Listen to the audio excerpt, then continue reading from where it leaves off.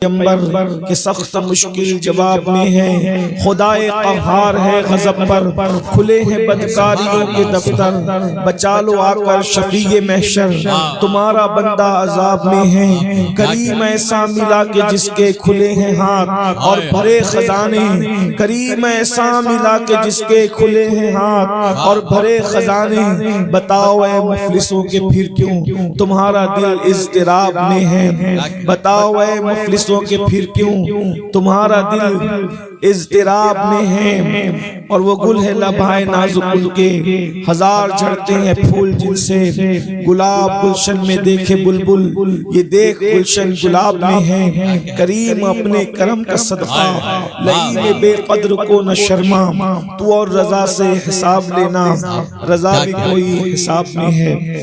آج کی یہ محفل عرس مخدومی کے حوالے سے منعقد ہے، اور یہ وقت ایسا نہیں کہ کوئی تفصیلی گفتگو کی جائے، میں صرف اپنی حاضری درج کرانے کے لیے آیا ہوں، اور کوئی تمہید اور کوئی تقریر کی بجائے ایک مختصر سا پیغام دے کر رخصت ہونا چاہتا ہوں، کیونکہ مجھے خود بھی ایک طویل سفر پر جانا ہے، اور وہاں جہاں میں نے اصل وعدہ کیا تھا وہاں پہنچنا ہے۔ یہ عرس جو ہے کیوں ہوتا ہے؟ ہم نے ہر چیز کے مقصد کو فراموش کیا ہے۔ عرس کا مقصد ہے آخرت کی یاد دلانا، کیونکہ دنیا میں کوئی قوم ایسی نہیں ہے جو موت کے دن خوشی مناتی ہو سوائے مسلمانوں کے، اور مسلمانوں میں بھی صرف اہل سنت کے۔ ہر قوم موت کے دن غم مناتی ہے، یہ اہل سنت ہے جو موت کے دن خوشی مناتی ہے، ہمارا جگر ہے۔ اور کیوں خوشی مناتے ہیں؟ اس کی وجہ جس کا عرس ہوتا ہے اسی پہ خوشی مناتے ہیں، سب پہ نہیں مناتے۔ وجہ یہ ہے کہ ہمارا عقیدہ ہے کہ جو صاحب عرس ہوتا ہے وہ مر کر مٹی میں نہیں مل جاتا، بلکہ صاحب عرس اللہ کی بارگاہ میں وصال کا شرف حاصل کرتا ہے۔ سبحان اللہ، یہ بڑی سعادت کی بات، اسی لیے ہم اہل سنت تو یہاں تک کہتے ہیں کہ ہمیں مدینے جانے سے جتنی خوشی ہوتی ہے اس سے زیادہ خوشی ہمیں مر جانے میں ہونی چاہیے۔ اس کی وجہ یہ ہے، یقین کی بات ہے، صرف یقین کی بات ہے، اگر مدینے جاؤ تو گنبد نظر آتا ہے، اور مر جاؤ تو گنبد والا نظر آتا ہے۔ نعرہ تکبیر، نعرہ رسالت، عرس مقدس۔ گنبد کی زیارت کے وقت آپ کو کوئی ہٹا سکتا ہے، پیچھے کر سکتا ہے، مخل ہو سکتا ہے، لیکن جب مر کے قبر میں جاؤ، مرنے کی قیمت کتنی قیمتی ہے، وفا کی قیمت کتنی قیمتی ہے، جب مر جاؤ تو گنبد والا بے حجاب سامنے ہوتا ہے، اور جی بھر کر انسان دیدار کرتا رہتا ہے۔ میرے امام کہتے ہیں قبر میں لہرائیں گے تا حشر چشمے نور کے جلوہ فرما ہوگی جب طلعت رسول اللہ۔ آج پھولے نہ سمائیں گے کفن میں آسی، قبر کی شب ہے کس گل سے ملاقات کی رات۔ لیکن ایک بات یاد رکھنا، کس کی قبر میں اجالا ہوگا، کس کی قبر میں دیدار ہوگا، کس کی قبر میں رونقیں ہوگی، اس کی کوئی گارنٹی نہیں ہے۔ بڑی معذرت کے ساتھ بہت اللہ والے کہلانے والے ایسے ہوں گے کہ جن کی قبر میں سانپ اور بچھو ہوں گے، ہو سکتا ہے، اس لیے کہ اللہ والے کہلانے میں کسی کو دھوکہ ہو سکتا ہے، اور بہت ایسے بدنام زمانہ بھی ہوں گے جن کی قبر جنت کے باغوں میں سے باغ ہوگی، اس لیے کہ وہ جس سے راضی ہونا چاہیں کتے کو پانی پلانے پر بھی راضی ہو جاتا ہے، اور اگر راضی نہ ہونا چاہیں تو ہزاروں سال سجدہ کرنے والے سے بھی راضی نہیں ہوتا۔ تو اب ہمیں اپنی قبر کی تیاری، عرس کا مقصد ہے فکر آخرت۔ ان لوگوں نے اپنی زندگی کو رضائے الہی کے لیے گزار دیا، تو ان کی موت کے دن بھی اتنا بڑا مجمع لگ گیا، لیکن جو لوگ رضائے الہی کے لیے زندگی نہیں گزارتے پھر ان کا کیا ہو سکتا ہے؟ اللہ کے رسول صلی اللہ علیہ وآلہ وسلم فرماتے ہیں کہ قبر انسان کو ایک دن میں 7 مرتبہ پکار پکار کر کہتی ہے، اے میرے اوپر اکڑ کر چلنے والے، اے میرے اوپر گناہ کرنے والے، اے میرے اوپر پاپ کرنے والے، اے میرے اوپر اللہ کی نافرمانی کرنے والے، ایک دن تو میرے اندر آئے گا، میرے سینے میں آئے گا، اس دن میں تجھے مزہ چکھاؤں گی، کیونکہ میں اندھیرے کا گھر ہوں، میں تاریکی کا گھر ہوں، میں سانپ اور بچھوؤں کا گھر ہوں، میرے اندر جو ہے کوئی مونس نہیں ہے، میرے اندر کوئی غمگسار نہیں ہے، میرے اندر کوئی غمخوار نہیں ہے۔ ایک دن میں قبر 7 مرتبہ پکار کر کہتی ہے۔ اور اگر آپ حق سننے کے لیے آئے ہیں تو ایک بات میں عرض کروں، شاعری کی کائنات الگ ہے، احادیث مصطفیٰ کی کائنات الگ ہے۔ ہم شاعری کی دنیا کا احترام ضرور کرتے ہیں لیکن اتنا ہی جتنا شریعت اجازت دیتی ہے، مگر احادیث کی دنیا پر ہمارا اتنا یقین ہے، کتنا یقین ہے، ہمیں اپنے ماؤں کا بیٹا ہونے پر جتنا یقین ہے اس سے زیادہ حدیث رسول پر یقین ہے۔ میرے بھائیوں، یہ جو آپ نے اور ہم نے سبق پڑھ لیا ہے، ادھر مریں گے ادھر جنت میں جائیں گے، پھر ہم کچھ کریں، جوا کھیلتے رہیں گے پھر بھی ہاتھ سے جنت نہیں جاتی، مسجدوں کو ویران کرتے رہیں گے پھر بھی ہاتھ سے جنت نہیں جاتی، ماؤں کو گالیاں دیتے رہیں گے پھر بھی ہاتھ سے جنت نہیں جاتی، نشہ کرتے رہیں گے پھر بھی ہاتھ سے جنت نہیں جاتی، کیونکہ آپ نے تو اس کا دامن پکڑا اور اس کا پکڑا اور اس کا پکڑا۔ لیکن آئیے آنکھ کھولنے کے لیے میں پوری ذمہ داری کے ساتھ صحاح ستہ کی ایک حدیث پیش کر رہا ہوں، جس کو شرح الصدور میں علامہ جلال الدین سیوطی رحمت اللہ تعالی علیہ نے لکھا ہے۔ تھوڑا توجہ کے ساتھ اس کو سن لیں خدا کے لیے۔ اللہ اکبر، ابھی میں کسی کے مرید کی بات نہیں کر رہا ہوں بلکہ میں مرشد کی بات کر رہا ہوں، اور وہ مرید ہے تو کس کا؟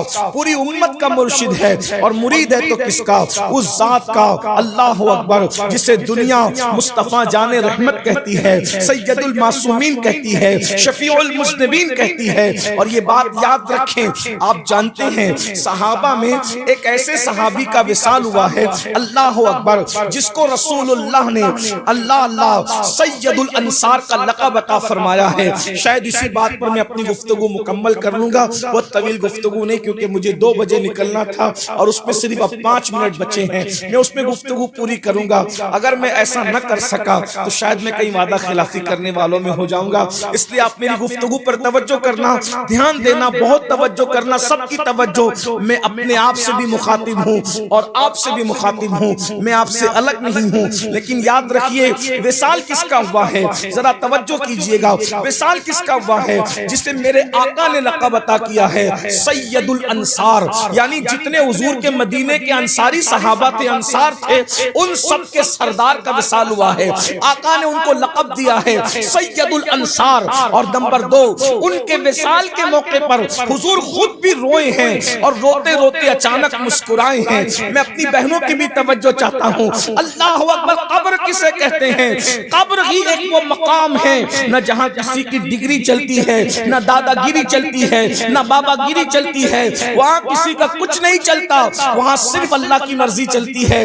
اللہ اکبر، وہ جو چاہے فیصلہ کرے۔ اللہ سید الانصار کا وصال ہوا، میرے آقا روتے روتے مسکرا پڑے۔ صحابہ نے عرض کی، میرے آقا ہمارے ماں باپ آپ پر قربان، آپ روتے روتے کیوں مسکرا رہے ہیں؟ تو میرے سرکار فرماتے ہیں، یہ سید الانصار سعد ابن معاذ، جس کی روح جب آسمانوں پر لے جائی گئی تو اس کی روح کی خوشی میں عرش جھوم رہا تھا، میں نے عرش کو جھومتے دیکھا، عرش کو خوشی سے جھومتے دیکھا، اس لیے میں مسکرا پڑا۔ میرے امام کہتے ہیں، اللہ اکبر، واسطہ پیارے کا ایسا ہو کہ جو سنی مرے، یوں نہ فرمائے تیرے شہید کے وہ فاجر گیا، اور عرش پہ دھومے مچے وہ مومن صالح ملا، عرش پہ دھومے مچے وہ مومن صالح ملا، فرش سے ماتم اٹھے وہ طیب و طاہر گیا، اور ٹھوکریں کھاتے پھرو گے، ٹھوکریں کھاتے بانٹے پھرو گے ان کے در پہ پڑ رہو. قافلہ تو اے رضا اول گیا آخر گیا, قافلہ تو اے رضا اول گیا آخر گیا. سید الانصار کا وصال عرش جھوم رہا ہے. اور تیسری بات یہ 70,000 فرشتے ان کے جنازے میں زمین پر اترے ہیں. میرے آقا صحابہ سے کہتے ہیں 70,000 فرشتے ان کے جنازے میں. اگر یہ سید الانصار نہ بھی ہوتے تو ہم سنیوں کا عقیدہ ہے جیسے جنت کا ہونا یقینی ہے ویسے ہر صحابی کا جنتی ہونا یقینی ہے. اس کی وجہ یہ ہے ہر صحابی کے جنتی ہونے پر ہمارے پاس دلیل یہ ہے. اللہ ارشاد فرماتا ہے وَكُلًّا وَعَدَ اللَّهُ الْحُسْنَى, ہم نے ان سب کے ساتھ جنت کا وعدہ کیا ہے. حسنہ سے مراد جنت ہے. تو جیسے جنت کا ہونا یقینی ہے ہر صحابی کا جنتی ہونا یقینی ہے. اور اگر کسی کو بات ہضم نہیں ہوتی تو ایک بات کہتا ہوں, کیا یہ حدیث بھول گئے جس کے دل میں رائی کے دانے کے برابر ایمان ہوگا وہ بھی جنت میں جائے گا. تو جس نے مصطفیٰ جان رحمت کا آنکھوں سے دیدار کیا ہے اگر وہ جنت میں نہ جائے گے تو جنت میں کون؟ نعرہ تکبیر, نعرہ رسالت, نعرہ رسالت. جس مسلمان نے دیکھا انہیں ایک نظر, اس نظر کی بصارت پہ لاکھوں سلام. خدا ان کو کس پیار سے دیکھتا ہے. میں نے امام کے شعر پہ تھوڑی سی توجہ کی, غور کیا کہ اللہ ان آنکھوں کو بھی پیار سے دیکھتا ہے جو آنکھیں حضور کو دیکھتی ہیں. میں نے سوچا اللہ کیوں دیکھنے لگا ان آنکھوں کو پیار سے, وہ کیوں دیکھتا ہے؟ تو مجھے خیال آیا جب کوئی کسی کو دیکھتا ہے تو اس وقت تک انسان دکھتا نہیں یا چیز دکھتی نہیں جب تک کہ اس کا عکس ہماری آنکھ کی پتلی میں نہ بنے. جب آنکھ کی پتلی میں عکس بنتا ہے تو سامنے کی چیز نظر آتی ہے.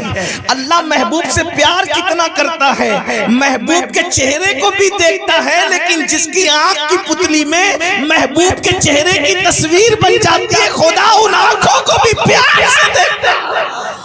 میرے امام نے کیا نقشہ کھینچا ہے, خدا ان کو کس پیار سے دیکھتا ہے جو آنکھیں ہیں محوے لقائے محمد. خدا ان کو کس پیار سے دیکھتا ہے جو آنکھیں ہیں محوے لقائے محمد. اور جن آنکھوں کو خدا پیار سے دیکھے پھر وہ آنکھیں جہنم میں کیسے جل سکتی. اس لیے جہنمیوں کو اپنی اصلاح کر لینی چاہیے. جو صحابہ پر بک بک کر کے کہیں سے وفاداری کا سرٹیفکیٹ حاصل کرنے کی کوشش کرتے ہیں, یاد رکھنا ایران کی وفاداریاں کسی کو جنت میں نہیں لے جا سکتی. اگر وفا لے کر جائے گی تو مصطفیٰ جان رحمت کی وفا جنت میں لے کے جائے گی. اور نبی کا سچا وفادار وہی ہے جو اہل البیت کا بھی ادب کرتا ہو اور صحابہ کا بھی ادب کرتا ہو. اور وہ سچا مسلک اہل سنت کا ہے بیڑا پار. اصحاب حضور نجم ہے اور ناؤ ہے اطرت رسول اللہ کی. اصحاب نجوم رہنما ہے کشتی ہے آل مصطفیٰ. عرض کر رہا تھا توجہ کریں, میں نے وضاحت کر دی کہ ہر صحابی رسول اللہ کا جنتی ہمارے سنیوں کے عقیدے میں. دوسروں کی بات میں نہیں کرتا کیونکہ مجمع سنیوں کا, جلسہ سنیوں کا, عرس سنیوں کا, بیٹھے سنی ہیں, دوسرے غیر ضروریوں کا ذکر ابھی میں نہیں کرتا. لیکن آپ کی توجہ میری طرف ہے تو میں بات کرنے لگا ہوں. کیا سید الانصار کا وصال ہوا, عرش جس کے وصال پہ جھوما, 70,000 فرشتے آسمان سے زمین پہ آئے جس کے جنازے میں شرکت کے لیے. مجھے اس پہ اس لیے تعجب نہیں کہ اس سے بڑی فضیلت ان کو حاصل ہے. فرشتوں کا آنا بھی بڑی بات ہے لیکن اس سے بڑی بات یہ ہے کہ ان کے جنازے میں حضور خود بھی چل رہے ہیں. جانے ملائکہ جس کے, جانے کائنات جس کے جنازے میں آ جائیں. اب بتائیں اس سے بڑا خوش نصیب کون ہو سکتا ہے. لیکن سنیوں یہی عبرت کی بات ہے, جن کے رتبے ہیں سوا ان کو سوا مشکل ہے. یہی عبرت کی بات ہے جب حضور نے ان کو, حضور جب جس کے جنازے میں جائیں, بھئی اگر ہمارے کسی کے جنازے میں پیر صاحب آ جائیں, سید صاحب, سید بادشاہ آ جائیں, ہم کہیں یار کیا خوش نصیب ہے, پیر صاحب آ گئے یہ تو بخشا ہی گیا. محمد علی فیضی مدعی رسول آ گئے وہ تو بخشا ہی گیا. اور وہ فلاں صاحب آ گئے تو وہ بخشا ہی گیا. ایک بات یاد رکھنا، بخشا کون جائے گا؟ ایک بات، میں تبرکات کے بزرگوں کے آنے جانے کا احترام، ادب، نسبت سب کا قائل ہوں۔ مختصر میں کوئی صفائی نہ پیش کروں، صرف اتنا کہہ دوں، فکر رضا کے ہم وارث، فکر رضا ہماری محافظ، اس سے بڑی بات اور کیا ہو سکتی۔ لیکن ایک بات جو حقیقت ہے، امت کی تعلیم اور امت کی عبرت کے لیے حضور نے اس کو بیان کیا، اور جس کو حضور بیان کر دے اس کو ہم چھپا نہیں سکتے۔ اللہ کے رسول صلی اللہ علیہ وآلہ وسلم کا وہ صحابی سعد ابن معاذ جو سید الانصار، جس کے وصال پر عرش جھوم رہا ہے، 70,000 فرشتوں کا نزول ہو رہا ہے، اور اللہ کے رسول اس جنازے میں خود شریک ہے، حضور شریک ہے، صدیق اکبر شریک ہے، فاروق اعظم شریک ہے، عثمان غنی شریک ہے، مولا علی شریک ہے، یعنی یہ سب بڑے بڑے بزرگ۔ میں نے کہا جنت بھی رشک کی نظر سے دیکھتی ہوگی سعد ابن معاذ کو، جس کے جنازے میں اتنے بڑے بڑے لوگ شریک ہیں، لیکن جب قبر برابر کر دی گئی، حضور علیہ السلام قبر پر کھڑے ہو گئے ہیں۔ اللہ کے رسول کے چہرے پہ ایک رنگ آتا ہے، دوسرا رنگ آتا ہے، ایک رنگ آتا ہے، دوسرا رنگ آتا ہے۔ حضور کے چہرے پر مختصر یہ کہ پریشانی کے یا کچھ غم کے آثار، غم زدہ کے چہرے پر، غم گسار کے چہرے پر کچھ غم کے آثار نظر آتے ہیں، اور اللہ کے رسول علیہ السلام کی زبان سے ایک آواز ترتیب پاتی ہے، اللہ اکبر، اللہ اکبر، سبحان اللہ، سبحان اللہ، الحمدللہ، الحمدللہ۔ حضور تکبیر، تسبیح، تحمید پڑھتے ہیں، اور تھوڑی دیر کے بعد حضور علیہ السلام کے چہرے پہ پھر خوشی کے آثار ظاہر ہوتے ہیں۔ ان کا تو کام بن گیا، جس کی قبر پر حضور کھڑے تھے۔ صحابہ نے پوچھا آقا ان کے قبر پہ کھڑے تھے تو آپ کے چہرے پر کچھ پریشانی کے آثار کیوں ظاہر ہو رہے تھے؟ میرے آقا کا جواب سن لیجئے اور پھر اپنی قبر کی فکر کیجئے۔ میرے آقا فرماتے ہیں میرے صحابہ تمہارے اس نیک بھائی پر، نیک حضور جس کو نیک کہیں اس سے بڑا نیک کون ہو سکتا ہے، اس کا اندازہ کر لیں۔ لیکن یہ صرف تعلیم امت کے لیے صحابی کا درجہ بہت بڑا ہے، صرف تعلیم امت کے لیے۔ تمہارے اس نیک بھائی پر اس کی قبر تنگ ہو گئی تھی، تمہارے اس نیک بھائی پر اس کی قبر تنگ ہو گئی تھی، قبر نے اس کو دبانا شروع کیا۔ میرے آقا علیہ السلام فرماتے ہیں، شرح الصدور میں امام سیوطی نے لکھا، جب قبر نے سعد کو دبایا تو سعد اتنا پتلا ہو گیا جیسے بال، سعد بال کی طرح پتلے ہو گئے۔ غور فرمائیے گا، ابھی میں کسی پیر کسی مرید کی بات نہیں کر رہا ہوں، بلکہ سب مرشدوں کی جان، سب پیروں کی جان، مصطفیٰ جان رحمت کے مرید کی بات کر رہا ہوں۔ مرشد قبر پر کھڑا ہے، حالانکہ یہ قبر کا دبانا بھی درجات کی بلندی اللہ والوں کے لیے، اللہ والوں کے لیے درجے کوئی گستاخی نہیں، درجات کی بلندی، لیکن اپنی عبرت، ہماری عبرت۔ فرمایا وہ بال کی طرح ہو گیا۔ اور پھر دوسرے مقام پر امام سیوطی ہی نے لکھا کہ اگر قبر کے دبانے کے بچنے سے کوئی، قبر کے دبانے سے اگر کوئی بچ سکتا تھا، قبر اگر کسی کو نہ دباتی اگر کوئی بچ سکتا تھا یہی نیک بندہ تھا، مگر قبر نے اس کو بھی دبایا۔ اور آقا نے ایک مقام پر اور ارشاد فرمایا، قبر نے سعد کو اتنا دبایا کہ اس کی ہڈیاں ایک دوسرے میں مل گئی۔ آقا نے فرمایا کس کی؟ جس کے وصال پہ عرش جھوم رہا ہے مسرت سے، جس کے جنازے میں 70,000 فرشتوں کا نزول ہو رہا ہے، جس کے جنازے میں سید المعصومین مصطفیٰ جان رحمت خود تشریف لا رہے ہیں، قبر ان کو بھی دبا رہی ہے۔ اور آقا فرماتے اتنا دبایا کہ ہڈیاں ایک دوسرے میں پیوست ہو گئی۔ صحابہ کرام نے عرض کیا آقا قبر نے ان کو کیوں دبایا، ان کے دبانے کی وجہ کیا تھی؟ تو میں احتیاط کے ساتھ، چونکہ میرا مسلک سراپا ادب ہے، پیغام بھی پہنچ جائے، ادب کا دامن بھی نہ چھوٹے، تشریح کے ساتھ عرض کروں، بے احتیاطی میں لاشعوری طور پر یہ پیشاب کے چھینٹوں سے بچ نہیں پاتے تھے۔ یعنی جب یہ استنجا کرتے یا بکریاں چراتے یا بکریوں کے پیشاب کے چھینٹے آتے یا خود پیشاب کے چھینٹے آتے تو لاشعوری طور پر، جان بوجھ کے نہیں کیا، لاشعوری طور پر یہ پیشاب کے چھینٹوں سے بچ نہیں پاتے تھے، اس لیے قبر نے اتنا دبایا کہ ان کی ہڈیاں ایک دوسرے میں پیوست ہو گئی، قبر نے اتنا دبایا کہ یہ بال کی طرح ہو گئے۔ اب آپ مجھے بتاؤ مسلمانوں، اب بھی ہم عبرت حاصل نہیں کرتے؟ اب بھی ہم جنت کے ٹھیکیدار بن کے رہیں گے؟ ارے صحابی رسول، ان کی مرتبے تو بہت بڑے، وہ جنتی لوگ ہیں، حضور کے یار ہیں، یقینی جنتی ہے وہ لوگ۔ اگر لاشعوری طور پہ پیشاب کے چھینٹے سے نہ بچے تو قبر ان کو دبا رہی ہے۔ ایک مقام پر آقا نے فرمایا قبر کے دبانے کی آواز انسان اور جنات کے علاوہ ساری مخلوق نے سنا۔ مصنف ابن عبد الرزاق میں ہے، صحابہ باتیں کرتے تھے حضور کی اس سے سخت حدیث ہم نے نہیں سنی، ایسا شخص بھی قبر میں دبایا جائے گا۔ اب مجھے بتاؤ، جب ایسی ہستی قبر میں دبائی جا رہی ہے صرف اس وجہ سے کہ پیشاب کے چھینٹوں سے لاشعوری طور پہ نہ بچ سکے، تو قبر میں یوں دبایا جا رہا ہے، حالانکہ عذاب کے طور پہ نہیں، سزا کے طور پہ نہیں، درجات کی بلندی کے طور پہ، محبتوں کے طور پہ، شفقتوں کے طور پر، اللہ اکبر، اس عمل کے کفارے کے طور پہ۔ جب پیشاب کے چھینٹے سے نہ بچے تو یوں دبایا جاتا ہے مقبول بندہ قبر میں۔ تو جو زنا کے اڈوں کو آباد کرتے ہیں قبر میں ان کا کیا حال ہوگا؟ جو جوا کھیلتے ہیں قبر میں ان کا کیا حال ہوگا؟ جو عورتوں پر پاک کی نظریں ڈالتے ہیں قبر میں ان کا کیا حال ہوگا؟ جو عورتیں بے پردہ گھوم کر مردوں کے سامنے حسن کی نمائش کرتی ہے ان عورتوں کا کیا حال ہوگا؟ جو حرام لقمہ کھاتے ہیں، سود کھاتے ہیں قبر میں ان کا کیا حال ہوگا؟ بڑی معذرت کے ساتھ غور کیجئے گا، اس حدیث پہ غور کیجئے گا۔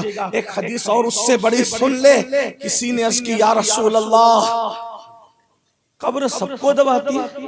فرمایا ہاں، ایک خاتون ہے اس کو نہیں دبایا، باقی قبر سب کو دباتی ہے۔ کہا وہ کون ہے؟ کہا وہ میری ماں ہے فاطمہ بنت اسد، یہ مولا علی کی امی ہے، حضور علیہ السلام کی چچی ہے۔ حضور ان کو چچی نہیں کہتے تھے بلکہ ماں کہتے تھے، یہ میری ماں ہے، میری ماں آمنہ کے بعد میری ماں ہے، اس نے مجھے پالا بیٹے کی طرح۔ کہا میری ماں فاطمہ بنت اسد کو قبر نے نہیں دبایا، باقی سب کو دبائے گی اور سب کو دباتی ہے۔ تو صحابہ نے عرض کی حضور آپ کے بیٹے قاسم کو بھی قبر نے دبایا کیا؟ غور کیجئے گا، اگر آپ حدیث پر ایمان لائے ہیں اور اپنی قبر کا خیال ہے تو تھوڑا سا غور کر لیں۔ بہت پاپی ہو گئے، بہت مجرمی، غیبت، چغلی، حسد، پوری زندگی فجر میں مسجد نہیں جاتے۔ نبی کے بیٹے قاسم، سگے بیٹے قاسم، کہا حضور آپ کے بیٹے قاسم کو بھی قبر نے دبایا کیا؟ آقا نے فرمایا قاسم تو عمر میں بڑے ہو گئے تھے، ان سے چھوٹے بیٹے جس نے بہت چھوٹی عمر میں وصال پایا، دودھ پیتی عمر میں، جسے دنیا ابراہیم بن محمد کہتے ہیں، اس کو بھی قبر نے دبایا۔ میرے اس بیٹے کو بھی قبر نے دبایا، وہ بھی قبر کے دبانے سے محفوظ نہ رہا، اس کو بھی قبر نے دبایا۔ قبر نے اس کو، غور کیجئے، حضور کا سگا بیٹا ہے، ابھی نہ کسی پیر کی بات ہو رہی نہ کسی مرید کی بات ہو رہی۔ مسلمانوں ہم کہاں ہیں؟ ہم نے آخرت کی فکر ہی چھوڑ دی۔ آسان نہیں ہے قبر، یہ جو اچھل کود ہے، داڑیاں منڈانے کے بعد بھی، حرام کام کرنے کے بعد، جنت ہاتھ سے نہیں جا رہی۔ پورے پاپ کرو، جرائم کرو، شراب پیو، موبائل کے اندر گندی فلمیں دیکھو اور قبر میں حضور آئیں گے۔ میرے بھائی حضور کے بیٹے کی بات ہو رہی ہے، شہزادے کی بات۔ فرمایا کہ اگر حضور کے بعد کوئی نبی ہوتا ہے، ایک روایت تو وہ جو ہم بہت مشہور سنتے کہ فاروق اعظم ہوتے لا نبی آبادی، یہ بھی فرمایا قاسم اور ابراہیم اگر حیات ہوتے اور بڑی عمر کو پہنچتے تو وہ نبی ہوتے، لیکن ختم نبوت تھی اس لیے بچپنے میں ان کا وصال۔ یہ حضور کے شہزادے، البتہ اب اس کی تشریح اختتام پہ اتنا سن لو تاکہ آپ الجھ نہ جائیں۔ سیدہ عائشہ صدیقہ نے کہا یا رسول اللہ صلی اللہ علیہ وآلہ وسلم قبر سب کو دباتی ہے، جس دن سے میں نے سنا مجھے کچھ اچھا نہیں لگتا۔ فرمایا عائشہ دباتی تو سب کو ہے، سب کو دباتی ہے، لیکن جس سے اللہ ناراض ہوتا ہے اس کو ایسے دباتی ہے کہ اس کی ہڈیاں پسلیاں توڑ دیتی ہیں اور ایک پسلی دوسرے میں گھس جائے، لیکن اللہ جس سے راضی ہوتا ہے اس کو بھی دباتی ہے، مگر ایسے دباتی ہے جیسے کوئی ماں برسوں سے بچھڑے ہوئے بچے کو اپنے سینے سے لگا کر کے دے۔ وما علینا الا البلاغ۔ السلام۔